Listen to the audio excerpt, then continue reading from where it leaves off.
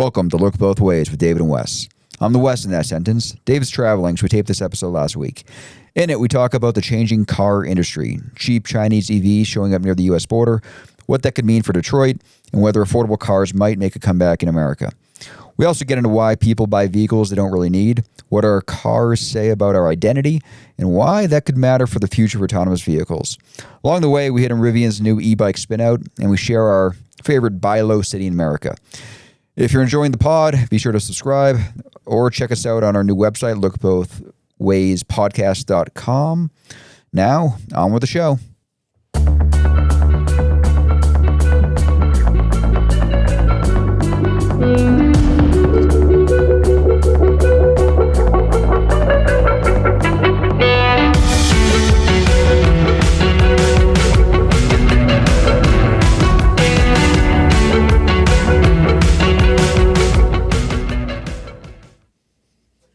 Hello, and welcome to Look Both Ways with David and Wes, pragmatic conversations about all things transportation.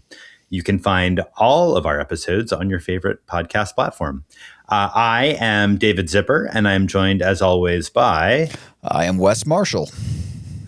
And we are very excited to be with you. This is not a live-streamed episode. We're recording this a little bit in advance because I am about to fly around the world to go to Indonesia and Singapore, where I just recently learned that mid-May is the hottest season of this part of the world, Wes. And it's not just that it's hot, it's that it's humid as hell.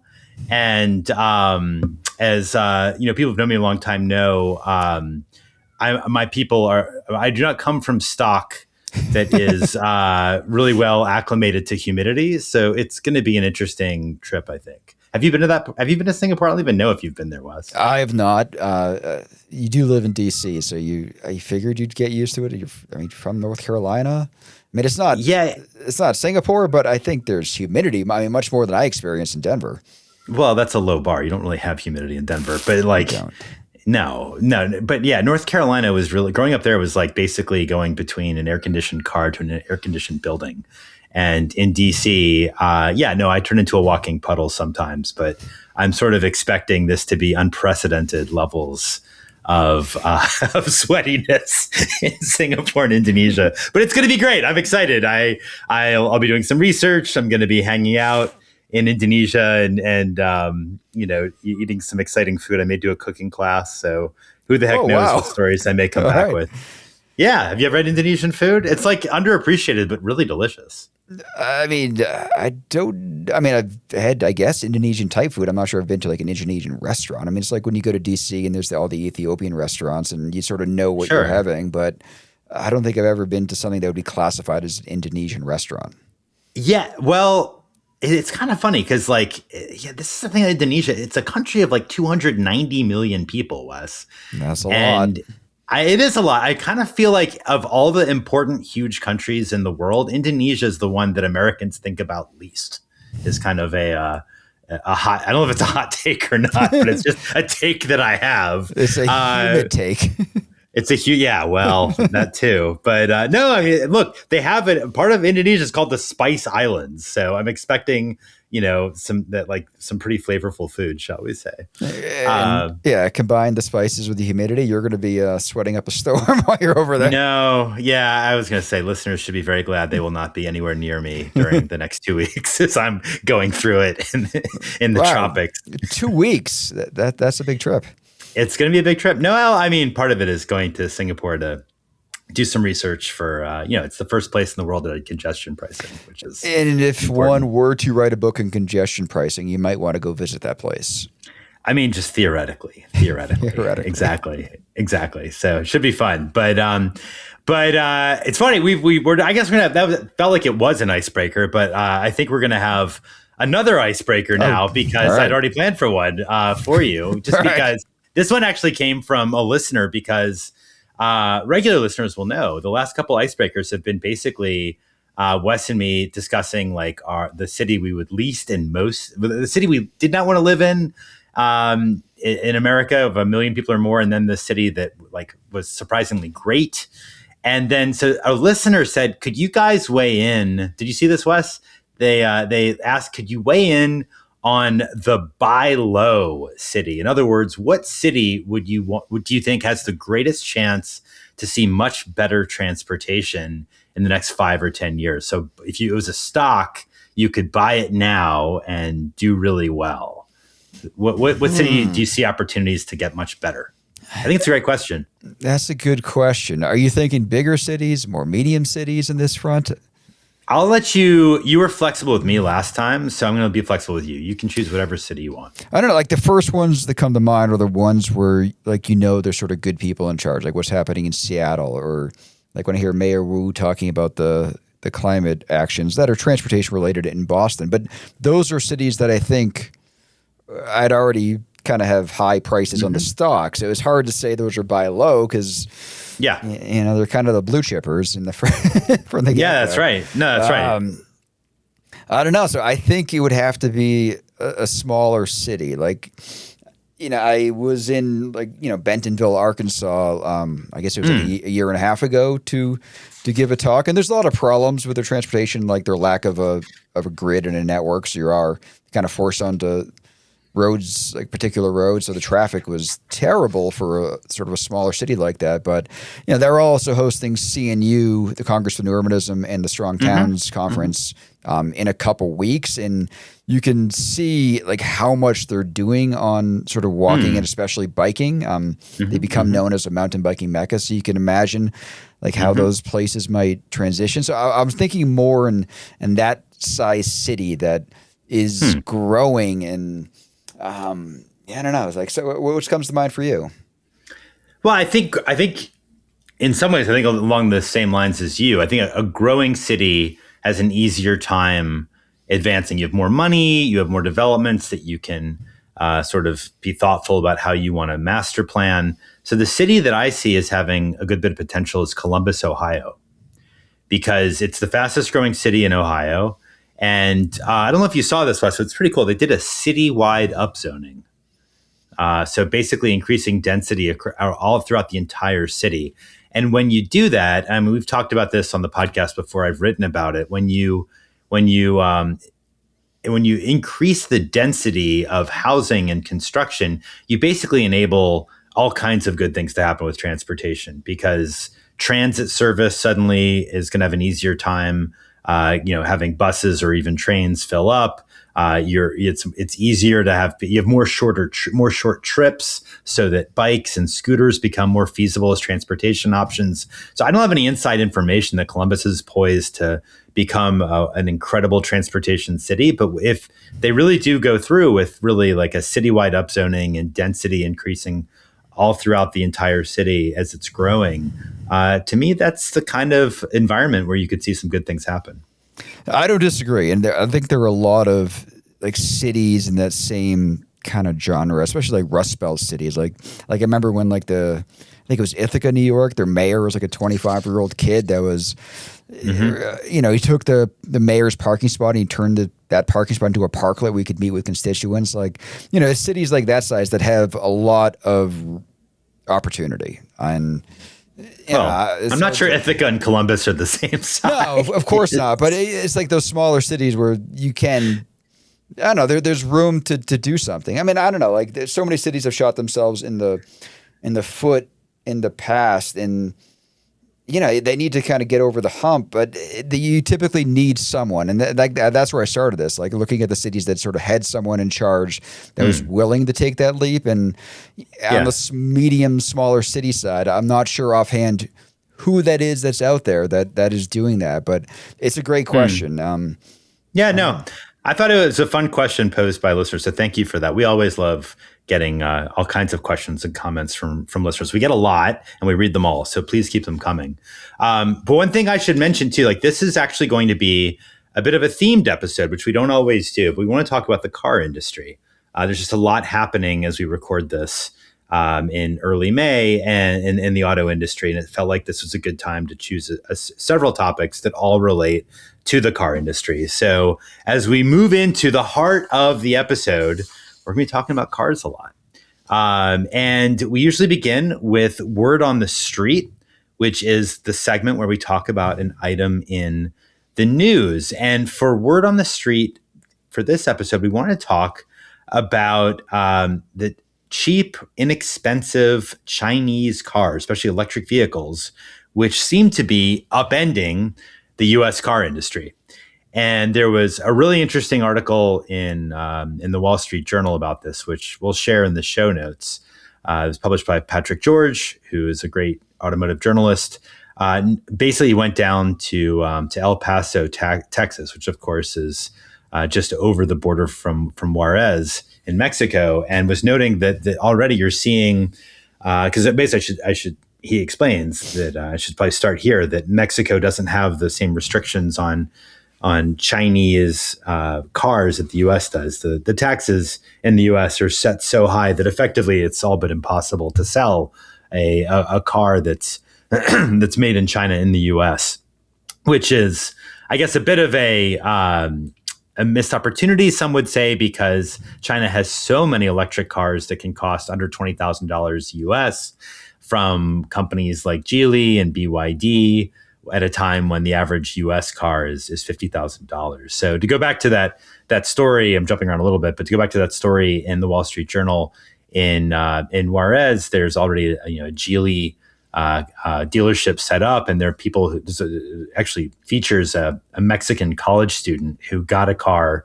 there, and now she's driving it over the border to go to school. So there's at least one of these vehicles already in El Paso. Apparently there's a few more, and it raises this interesting question of whether we're going to see Chinese EVs that cost so much less than the new cars in the US sort of coming up from Mexico, trickling in, and maybe down from Canada too, because of a recent deal that was struck between the Chinese government and the Canadian government to allow up to 49,000 EVs from China to be sold in Canada with a 6% tariff, down from what I believe was a 100% tariff previously.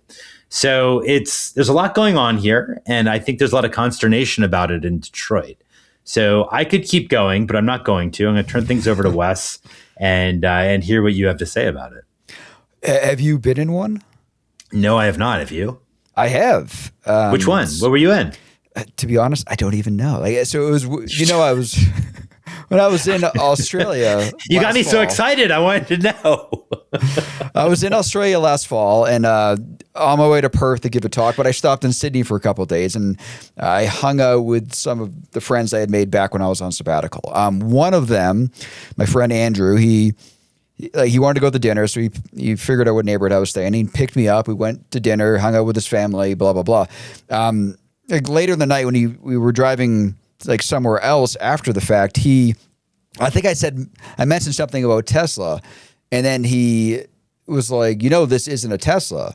And I think I was sitting there the whole time assuming it was, because everything in it appeared like a Tesla. And I wasn't even talking about his car when I said that, but he was adamant, this is not a Tesla. This is whatever one of those Chinese companies it was that was pretty darn close to a Tesla. And then he basically told me how much cheaper it was, how much better it was, in every which way, shape, or form. He loved this car, and it was a fraction of the price of a Tesla, but in his experience, much better than a Tesla too. So there's a disconnect there to some extent. I don't know. So when I see this, we have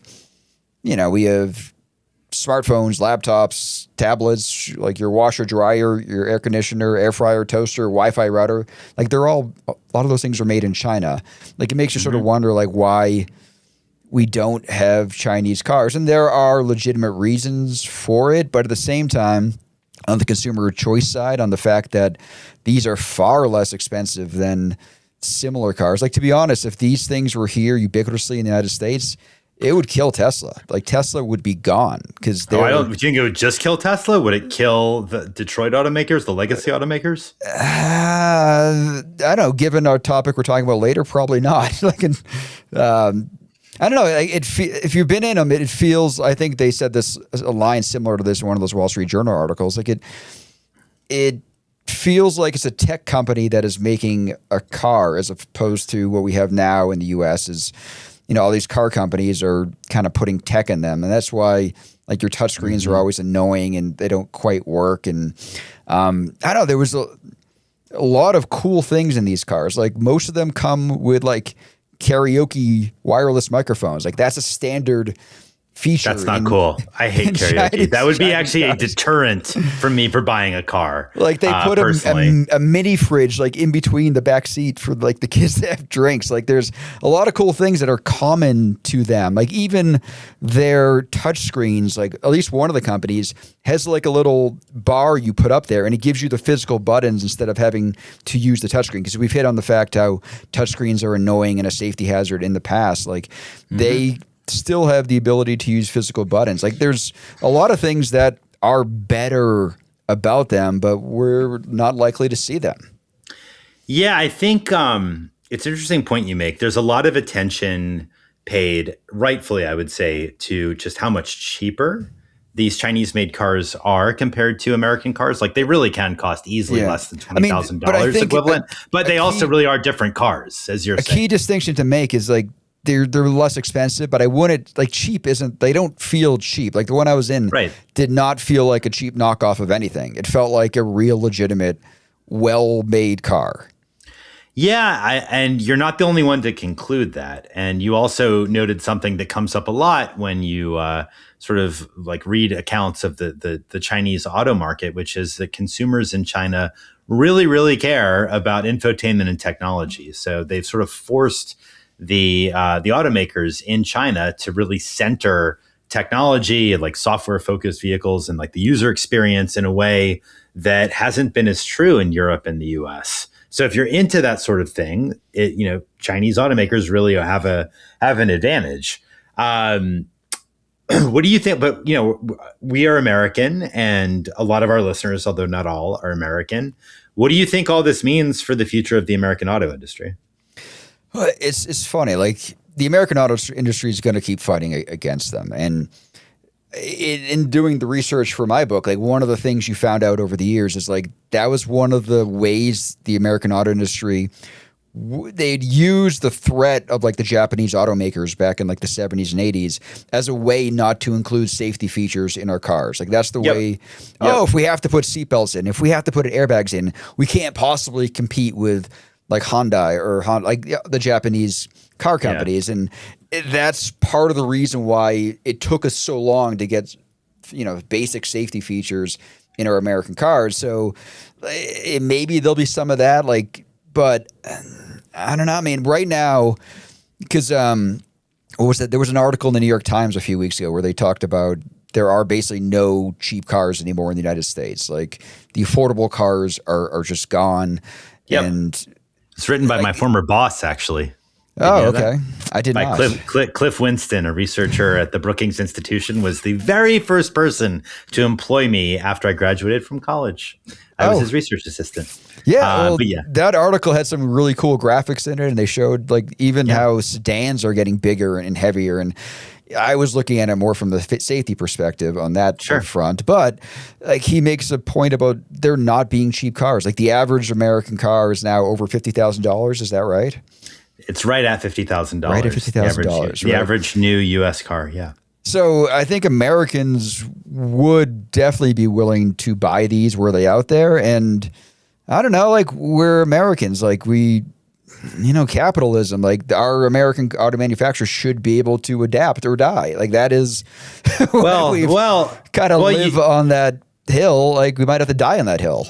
Yeah, I mean, you brought up a interesting and I think appropriate historical parallel, which is to the 1970s when Nissan and Honda and the Japanese automakers were just beating the living hell out of American automakers. And what kind of really screwed the U.S.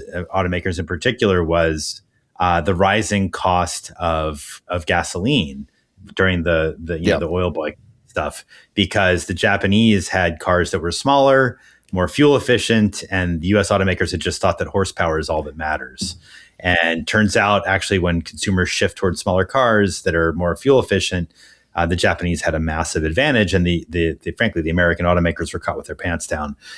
There's actually I'm going to literally reach behind me as we speak. If you're watching on video, this is real live action stuff. I did not know I was going to do this, but I'm now holding a book by David Halberstam, great writer, called Reckoning. Have you read this, Wes? Do you know about this? No, but I love him as a writer. He writes a lot of sports books too that I've. Yeah, of course. You and the sports ball. It always comes back to that with you. But Halberstam tragically died, I think, in a car crash, if I'm not mistaken. He did. But this book, The Reckoning, I bet you'd enjoy it, Wes. It's all about the U.S. versus Japan car battle. It was written 30 years ago, and the overall sort of message I got from it was that the U.S. automakers were just hapless, clueless, totally caught off guard, really screwed for a while, flirting with disaster, and basically were able to pull themselves out of it with a few things. The invention of the minivan was a huge deal in the early 80s. And also the CAFE being, or the fuel economy standards being sort of like established in a way to incentivize pickups and SUVs, which the American automakers got really, really good, really, really quickly at building, sort of like allowed them to persevere. But I think it's interesting. We're in sort of a moment like that again, where the U.S. automakers have been shifting more and more, like bigger, more expensive, fancier cars, blah, blah, blah, blah, blah. And now, and also they've been moving, partly because Trump forced them to, away from electric cars. And it's just as we're now seeing gas prices jump. And the idea of an inexpensive Chinese EV has got to be really enticing to a lot of people, and the automakers in the U.S., I think, I actually don't like. I've had this conversation with a few people recently, and there was some argument about it. Some people saying, "Oh, the U.S. will never allow the Chinese to really get going because we're going to erect trade barriers, what have you." I don't actually agree with that. I think that the Chinese threat is existential, and you cannot put impermeable walls up around this country. There's a stat in that Wall Street Journal article noting that about 30% of Americans now say they're willing to buy a car from China, up from 15% a decade ago. I think that as people start to see these Chinese EVs, maybe they'll drive one like you did, or be in one like you were, I should say, in Australia, or they'll see a college friend operating one who's Canadian or Mexican. You're going to see those numbers rise, and eventually it's just not going to be sustainable for Detroit and its allies to say, oh, it's a existential national security risk to allow in Chinese cars, or we have to protect automaking jobs. People at some point in the US are going to say, like, look, I need to save money. I need a good car. And I don't what are you talking about? I think this is these walls cannot stay up indefinitely. Oh, I totally agree. And I do think if more Americans saw one and got to touch it, see it, feel it, they would be totally willing to buy one. I mean, but are the security risks real? Are they overblown? Because modern cars collect a lot of data on you. And is that fair? Is that a real risk? Is that... Yeah, I mean, if you listen to the Senator Slotkin from Michigan, it's a national travesty if we allow that, and we're all gonna have bricked cars that turn against us or something.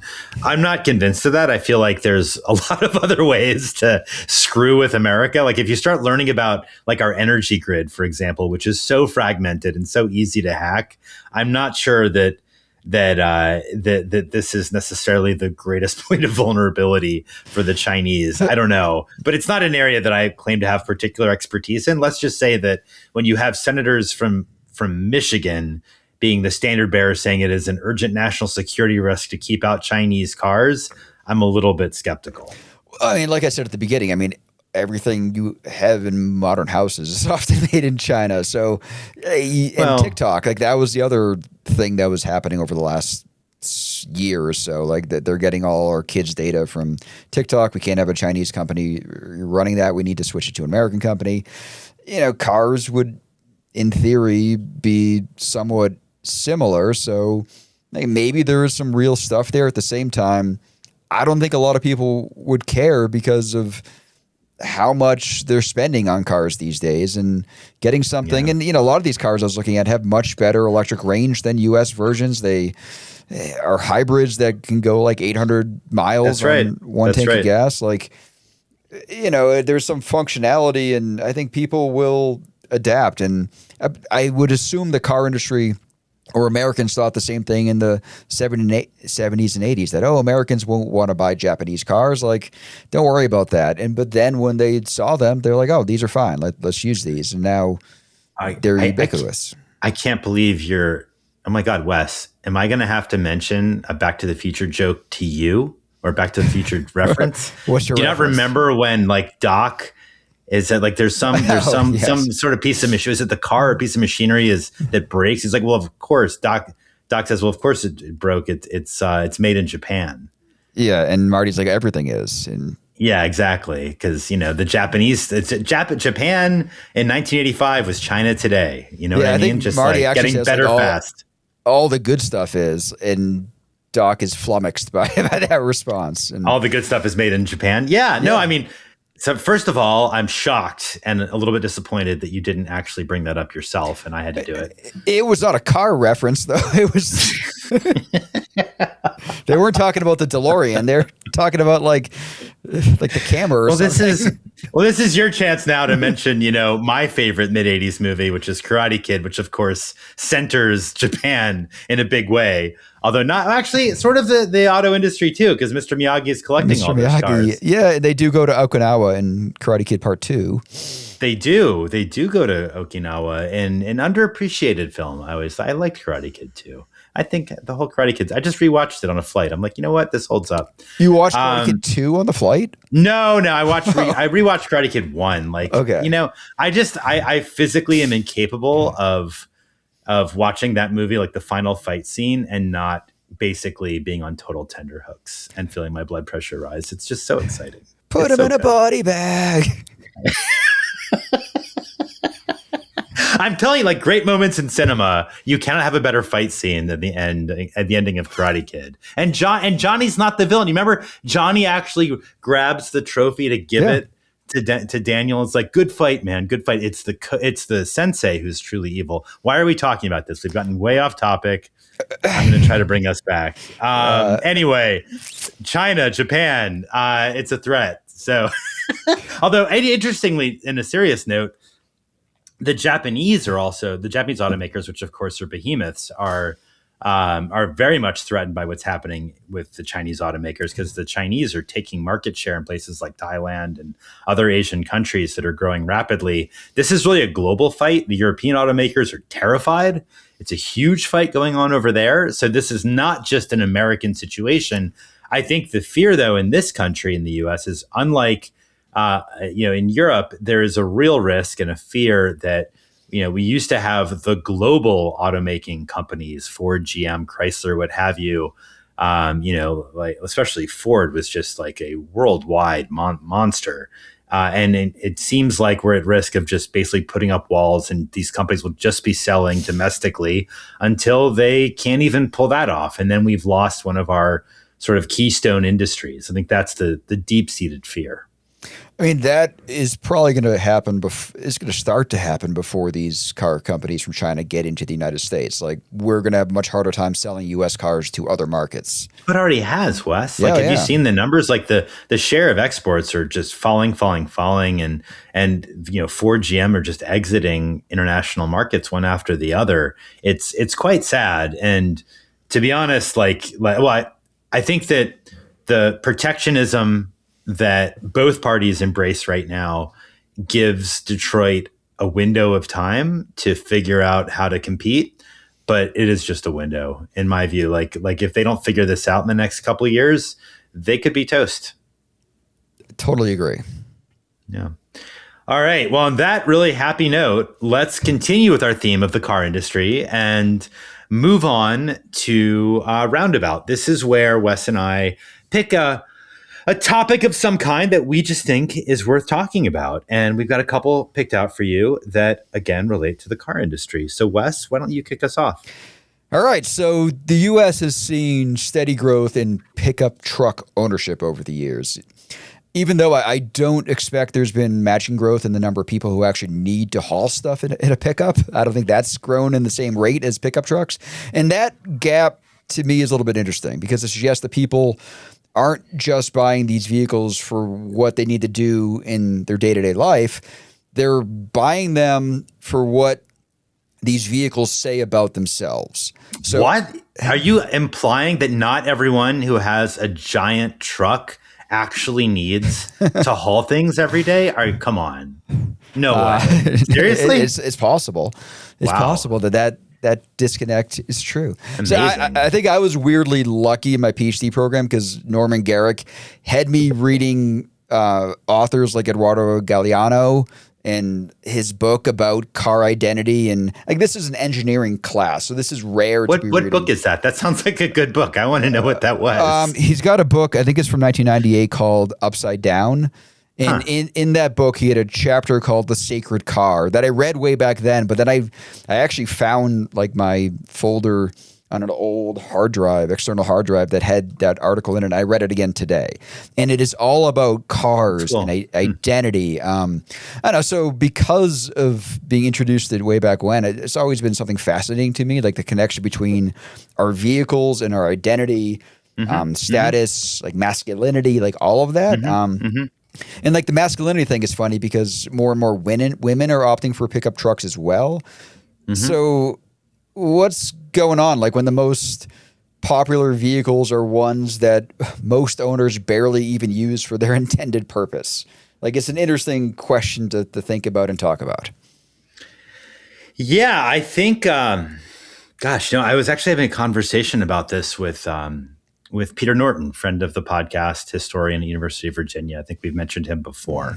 And Peter was referencing Charles, I believe it's Charles Kettering. You know him, the sort of mastermind of General Motors back in the 20s and 30s, who really came up with the idea of not just like Henry Ford's approach of selling a car that people need and getting out of the way, but you basically leave the consumer always aspirational. Like you have a whole model of cars where they're always trying to get the next model up and graduate to the next more expensive, much more luxurious ride. And I think that was sort of the beginning of an understanding of something that is so fundamental to at least how Americans approach the automobile. Maybe I think there's some of this in lots of other countries too, but it's deep in America. The idea that your car's appearance is a reflection of your identity and how you want to be perceived by others. It's not just whether it's a pickup or a sedan or an SUV. It's also what bumper stickers are on it. What color is it? Do you have truck nuts that you've installed? Have you lifted the truck? Have you put lights on the undercarriage? Blah, blah, blah, blah. This is really essential to the American relationship with automobiles. And I think the automakers are very savvy with this. I've researched this before. And it's really interesting if you go back and look at like the late 80s and early 90s and TV ads of that time. And that's when you really saw this shift away from sedans toward SUVs and pickups.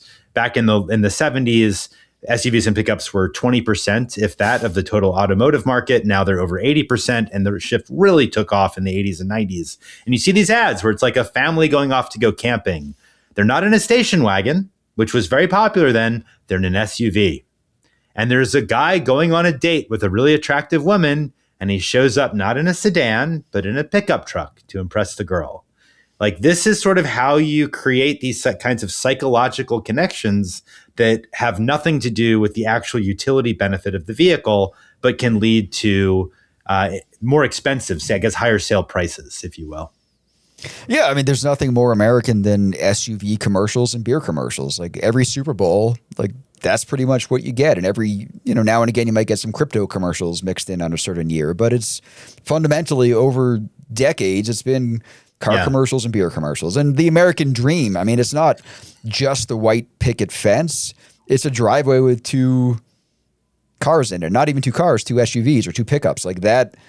And due to the housing affordability crisis, like the car, even though we talked about how expensive they are, it's easier to obtain than a house in a lot of cases. So that's often where people want to start.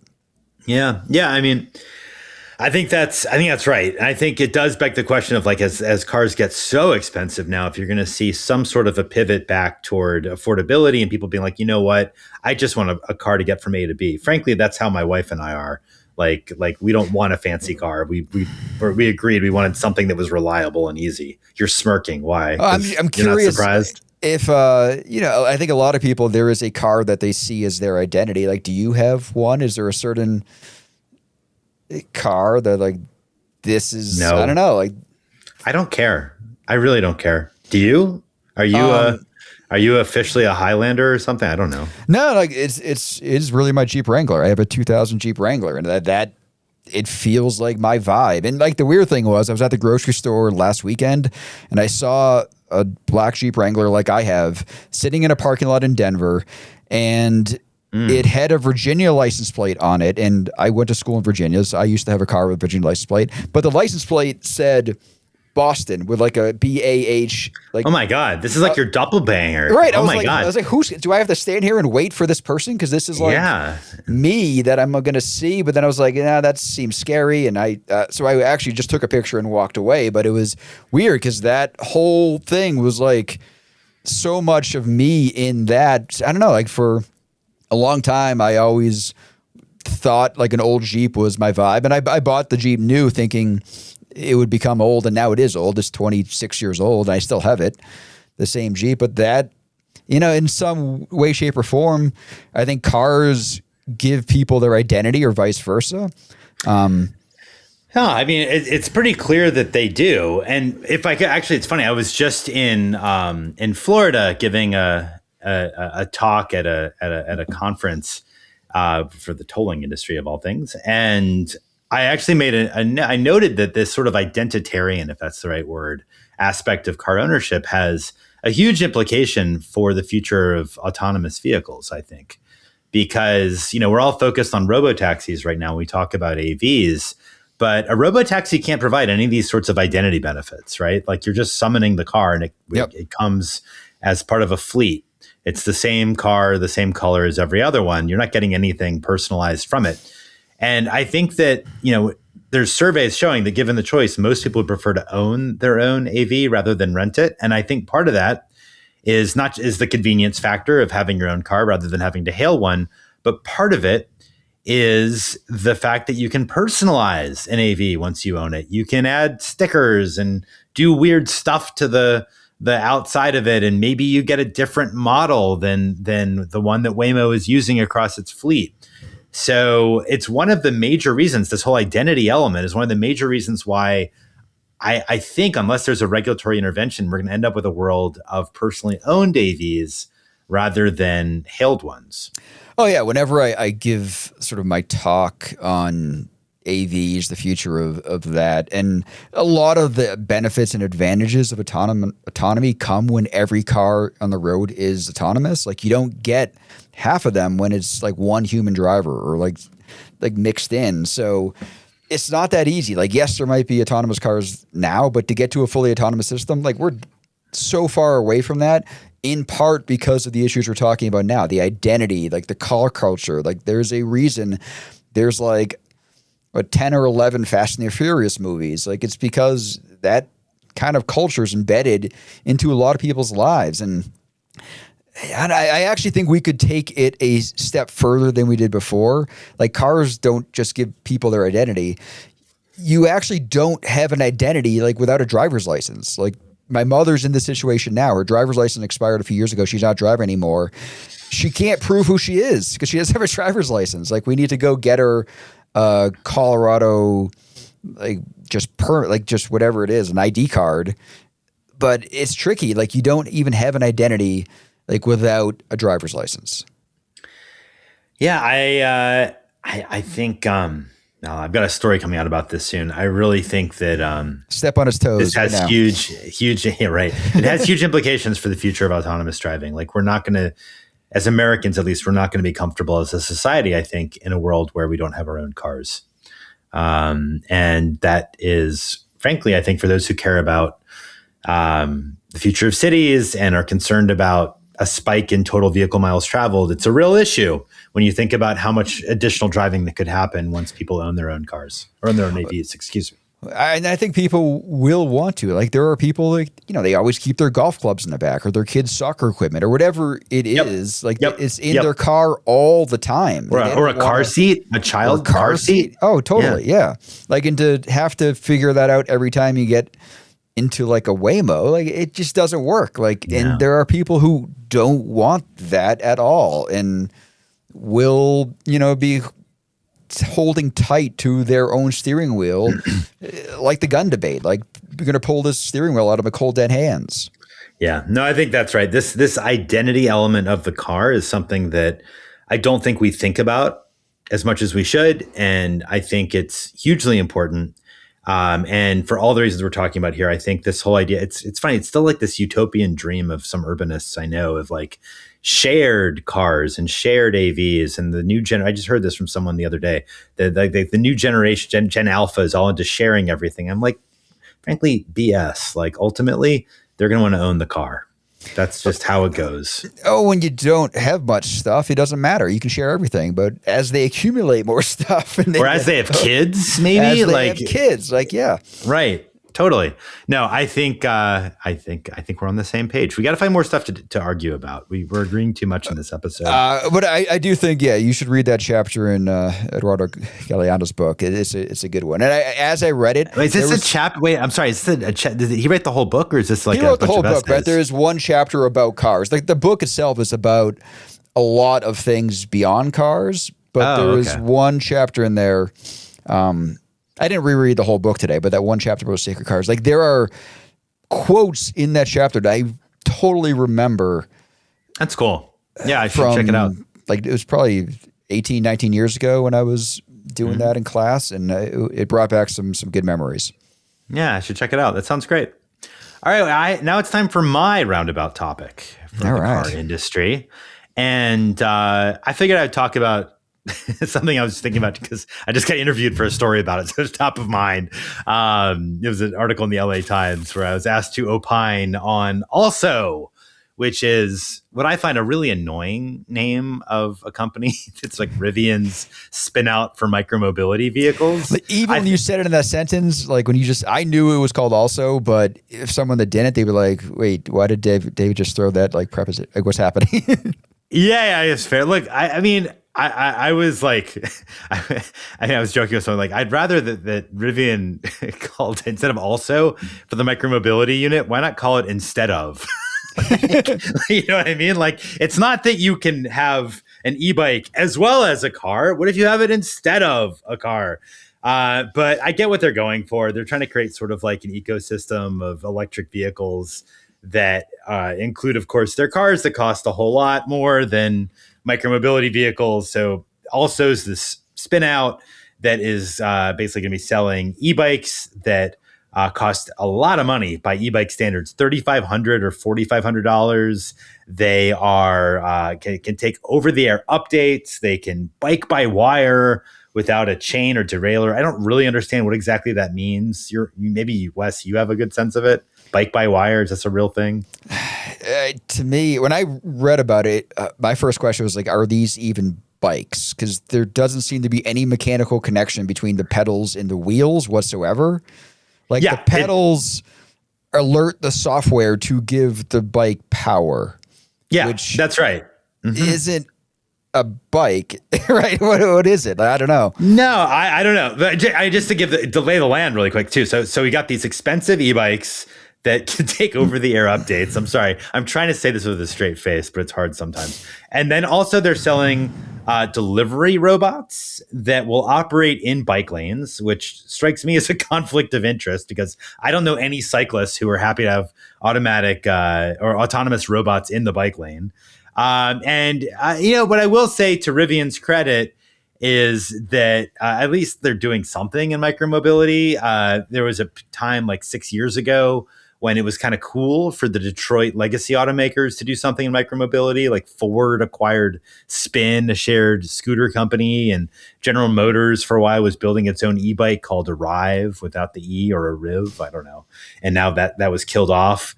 So now you've got Rivian's fancy e-bikes. And the LA Times asked for me to what I thought about it. And I think I said on the record, if I'm not mistaken, that I've never met anyone who cycles and said, God, what I really want in my bike is over the air updates. And, I said, like, part of what I think makes the bike wonderful is its simplicity. So I'm not sure that I really see the transformative nature of a $4,000 e-bike, but maybe I'm just short-sighted. Maybe I'm missing it. So Wes, what do you think? So I will say that they look cool. They look like they took a rad e-bike and they made it super sleek and high tech. Like they mixed the Van Moof bike, that e-bike company out of the Netherlands, like with a rad bike. They are also selling the idea of it being, parts can go on or off of it. You can change the wheels, you can change the seat, you can make it a mountain bike, you can make it a family bike. And as someone who spent last weekend cleaning out their garage, and the biggest problem in my garage is how many bikes that are in there. Like it's hard to do anything else because like I have a mountain bike and I have a e-bike and I have my commuter bike. Like the idea of those things all being combined into one unit sounds appealing, but I also know it's the kind of thing in the past where I don't actually use it in that way. Like I would just use it one way and kind of be it. So I don't know. There's some appealing things from it. Like I said, it doesn't even really feel like a bike. It feels more like a moped type thing, but it has pedals just for fun. And I don't know. I don't know what you would do if you ran out of power. Like it was 2 weeks ago, I had to go to my daughter's like tennis tournament, which is way out west of here. And I tried to bike there for fun just to see what it was like. And it was pretty crappy a lot of the way. But I mean, that day I biked 42 miles. And in the end, my battery had run out like on the last home stretch. Like what would you do? Like I could just keep pedaling, and it was a little bit harder because my e-bike weighs a little bit more. But if you don't have that ability, what do you do? So I don't know. Like I agree with you that I appreciate what Rivian is doing. I don't think it's going to change the world, but I don't know. It's not a terrible thing. No, it's not terrible. I just I guess what. Yeah, I don't know. I'm of two minds. You're right. Like it's good that we have automakers that are thinking beyond the car. That's good. I just would like, what I really would like to see them do, quite frankly, is to create an affordable, really nice like golf cart or a low speed vehicle. Like give me like a miniature version of a Rivian that can. So those low speed vehicles from China that we talked about in a previous episode. Kind of, yeah. Like why not? These companies know how to build cars really well. Like give us a smaller car that's a lot cheaper. I'm just not sure that they necessarily have exactly the expertise to know what the future of biking is, the way that I think they might really know what the future of a golf cart might be. And by the way, as we've talked about before on the podcast, like the golf cart market is not enormous, but it is growing rapidly in unexpected places like Midwestern cities and suburbs. So I don't know. I'm still holding out hope that we'll see an automaker do that. You also seem annoyed by the price of these, just how much they cost. Yeah, I mean, look, we all know that a $4,000 e-bike is still 1/12 the price of the average new car in America. So sure, it's a deal in that way. But if we really want to make biking a more popular, widespread mode, we need affordability. And I think that there already are e-bikes on the market that cost a third as much as this, that are decent quality. What I think we could use more. I'm sorry, you want to jump in? Even less. Like my wife's e-bike, I think we got for like $500, and it was pretty good. Is it pretty good? It's better than I expected. It was till it was stolen, but that's another story. I'm sorry to hear that. Which, by the way, is another whole issue. If you're buying a $4,000 e-bike, one of the problems is we don't have that many secure places to store it in America if you're using it for transportation. A topic for a future episode as well. Like in my neighborhood, a lot of people have like the urban arrows. Like that's in part because the bike shop girl was all about family biking. She was in our neighborhood, and a lot of people got on board. So those are $7,000 to like $11,000. Like those. Well, that's actually where I was going to go. Is to say like what I'd love to see somebody do is to create a really high quality cargo bike for families that can cost less. I think these things usually cost. I haven't checked for a little while, but like $4,000 or $5,000 easy. I'd love to see a more affordable version. Yeah, totally. I mean, but I don't think Rivian's looking to put out the affordable version of anything. Like I guess that's fair. Not their market, right? They're looking for people that want a higher end bike. They want them to buy the Rivian and then also buy one of these. Like that's their thought process. Like, yeah, well, I guess what I'm also, I mean, that's fair enough. But I sort of shrug my shoulders at that, because if you're looking societally at ways to really scale e-bikes in the US, I'm not sure that this price point is going to do it. So I was just sort of like, okay, that's fine. What I think could get interesting, and I'll just throw this out because I don't know if Rivian's actually doing this at all yet, is if there's some sort of like integrated charging apparatus and infrastructure they're considering with the car as well as the micromobility vehicles they're developing, that could get quite cool theoretically, conceptually. I haven't heard anything about it myself, and I don't know how much of a plan that is. Well, I can imagine the car commercial when you're going up to the mountains and your SUV, Rivian SUV, you got the bike on the roof, you bike around the mountains, and then you charge your bike with your car. I mean, yeah, you're right. Yeah, exactly. That's coming. Yeah. So if you're affluent and outdoorsy, it's an exciting Rivian future for you. And for most people, I think that is a rarity. Like in Colorado, that happens way more than other places. I know that for a fact. Like people are definitely more outdoorsy. Like that is actually a thing people do with their SUVs. So you can't just say it's just in commercials. But I don't think that's what's happening all over the place. Yeah, it's fine. I guess, I don't know. I feel like I'm being more of a downer on Rivians also than I should be. But I guess I'd like to see more thoughtful, creative engagement around micromobility or alternative forms of mobility from the automakers. Because 6 or 7 years ago, they were all calling themselves mobility companies, and then they gave up on that and changed. And I'd love to see that come back in a more thoughtful way. And the point you made in the article, I couldn't agree more. Like the simplicity, like that's what bikes are for. And like my bikes I got, I mean, even my e-bike, I got one that doesn't have a chain, that has the, whatever you call it, the rubbery thing for the chain. And there's less things for me to fix. There's less maintenance. My commuter bike only has one speed. There's no derailleur. So simple. And like my Jeep Wrangler has roll windows. Those don't break. I've had cars like since then that my wife's had, and like the electric window breaks, like things like that. The simpler you make it. And that's what I want on my bike. So I'm probably not the market for this kind of bike. At the same time, I don't know, more bikes out there is good, and more bikes by, I don't know, maybe companies you can trust in making a solid bike. It's probably better than, some of those ones people are buying on weird websites that. Well, that's definitely true. We need to, that's another topic. We need to have some constraints on the dangerous stuff being imported. It's a huge issue. But I don't know. I think maybe the last point I'll make is when people think in the US, think about like a biking mecca, they often think about the Netherlands and Amsterdam for a good reason. Yep. And if you've been to Amsterdam or a Dutch city, what's particularly striking is that this is a pretty affluent country, right? And the bikes that they're biking around in are crap. So many people are biking around in these beat up, whatever, pieces of junk two-wheelers. And that's just kind of because a bike is just a way to travel. It's just a way to travel. And, what really enabled the Netherlands to become an incredible biking country is infrastructure. I would definitely argue it's infrastructure and public support. It was not having state-of-the-art fancy bikes that the residents could acquire. And it wasn't having people's identity tied to the type of bicycle they're riding. No, it's such a good point. It's a total contrast with what we were just describing with the identity elements of car ownership in America. When you just have whatever old bike you don't care about, it just is a fun way to travel.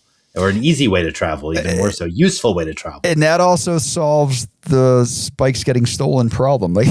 Precisely right, too. Another advantage, yeah. The POS method to having a bike, there's a lot of years when I bring my bike downtown, you don't want to bring your best bike. You want to bring the crappy one. Yeah. And that's again, I guess I worry that if we shift toward, we have the exciting new e-bikes are $4,000, and we live in cities that often have a dearth of safe places to store them. Is that lack of safe storage going to put a cap on the adoption rates? To me, it seems like there's a real risk there. You end up just using e-bikes to bike around in a circle and go back home or go back to your car, and that to me is is disappointing because I'm much more interested in having people use e-bikes for transportation rather than as recreation. It's fine to use it recreation, but I want to see people travel to places they need to get to on two wheels. Right. And we need to fix that problem. Like, I'm fortunate. Like, I can bring my e-bike literally into my office. Like, my bike is 10 feet away from me right now. I would not want to park my e-bike outside my building. Yeah, I totally makes sense to me. You just mentioned you've already had your at least one e-bike stolen, right? I've had two of my bikes stolen, and they were nowhere near worth $4,000. I'll say that much. Oh yeah, and it's funny stories I have from even like the insurance companies. Like, one was stolen from our garage, and you would think insurance would cover it, but at least with our insurance, the rule was the bike can't go faster than 50 miles an hour with the power, which is no e-bike ever. Like, so they're basically saying they don't cover e-bikes at all. So it was interesting to find that out. So you have to get a separate insurance for most e-bikes in order to have them insured as part of your homeowners. Weird. It is weird. All right. I think we are nearing the end of yet another episode. So it is time for Rail Drinks, which is the part of the episode where we do a toast, because we are recording this at a happy hour time, at least here on the East Coast where I am. What are you drinking this evening? So it snowed, 9 inches here in Denver today. So I was thinking beachy. I went the opposite direction. I got a Pacifico. Look at you. That's nice. Yeah. Reminds me of spring break circa 1990s. I'm feeling like a little more bougie today. So I'm having a little glass of Pinot Noir just because I want to be that guy. And that's who I'm going to be. So cheers. That's your identity tied up in your drink. It's actually not. If you've been listening to other episodes, I shift around as I have like Balkan Swill or whatever that guy accused me of drinking previously. That potato vodka you had a couple episodes ago. No, it was Ken from Australia who said I have like Slavic petrol or whatever. Yeah. But you know what? I you can judge me all you want. I am who I am. So thank you for joining us on yet another journey of Look Both Ways. You can always subscribe to find out when new episodes are coming out. By the way, we also really appreciate it if you leave a review, which does help people discover the podcast. And our next episode is going to be back to being a live stream. You can feel free to join us on May 26th at 6 p.m. Eastern. We'd love to have you there. But in the meantime, we have over 20 episodes now available at our website, lookbothwayspodcast.com. And you can also send Wes and me messages there. We'd love to hear from you. Wes, do you have any final words of insight? Nope. Thanks for listening. See you next time. See you next time.